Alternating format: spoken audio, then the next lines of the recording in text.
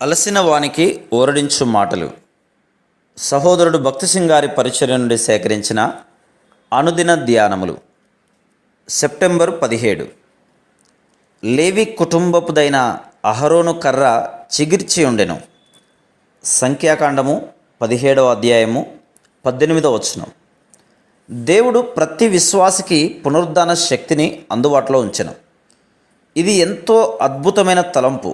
కానీ మనలో చాలామంది ఈ సత్యమును అర్థం చేసుకోలేకపోతున్నారు.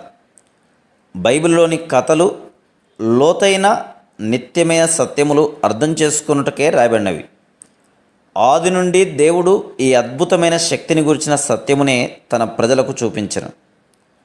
సంఖ్యాకాండము 17వ అధ్యాయం మొదటి 3 వచనములలో సాదృశ్యముగా చెప్పబడింది.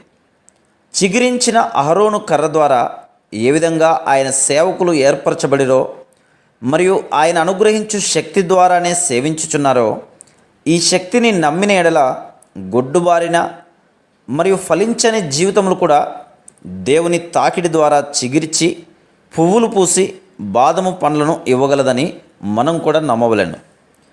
దేవుడు తన పిల్లలందరూ కూడా ఇట్టి కర్ర వలె ఉండవలెనని కోరుచున్నాడు. మొదట ఎండిపోయిన కర్ర అయినను ఒక ఉద్దేశం కొరకై ప్రభు చేత ఏర్పరచబడినప్పుడు ఎండిన కర్ర చిగిర్చి పువ్వులు పూసి బాదము పండ్లు గలదాయన. ఈ దినమున నీవు కూడా ఎండిన కర్ర వలె ఉండవచ్చును. కానీ దేవుని హస్తములలోనికి అనగా దేవుని పరిశుద్ధ స్థలముకు వచ్చినప్పుడు ఆయన తన ప్రజలకు తన వాక్యమును బయలుపరచును. అప్పుడు దేవుని శక్తి ఎంతో లోతుగా, సంపూర్ణముగా, ఉచితముగా పనిచేయటం ద్వారా ఎండిన కర్ర ఏ విధంగా చిగిర్చి పువ్వులు పూసి బాదము పండ్లను ఫలించునో ప్రజలు చూచెదరు. ఒకవేళ దేవునికి ఇష్టమైన ఎడల అది నేరుగా బాదము పండ్లు ఫలించడు. కానీ మొదట అది చిగిర్చి తర్వాత పువ్వులు పూసి చివరకు బాదం పండ్లనిచ్చాను. అది సామాన్యమైన ప్రకృతి సంబంధమైన విషయమే. అదేవిధంగా ప్రభు తన వాక్యమును నీలో ఫలింపజేయును.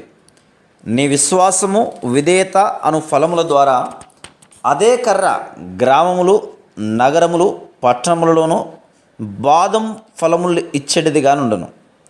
మనం కూడా ఈ విధంగా ప్రార్థించవలను. ఓ ప్రభువా, ఓ దేవా, నన్ను కూడా అధికముగా ఫలములిచ్చు కర్రగా చేయుము.